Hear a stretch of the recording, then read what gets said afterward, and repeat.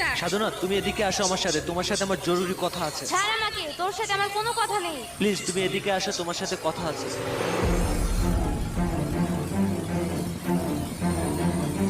তুই ছাড় আমাকে, তুই চাচ্ছি আর আমার কাছ থেকে।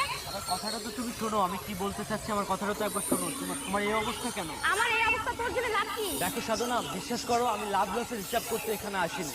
আমার একটাই প্রশ্ন, তুমি এই ইটের ভাটায় কেন কাজ করছো? আমি তোর বাসায় কাজ করে সেটা দিয়ে তুই কি করবি?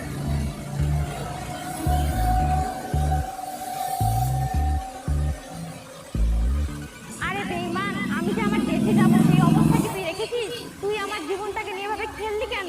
আজকে আমার থাকার জায়গা নাই, খাওয়ার জায়গা নাই, পথে পথে আমার ঘুরতে হয়, কেন আমাকে নিয়ে খেললি তুই? আর এখন তুই এসেছিস আমাকে করুণা দেখাতে?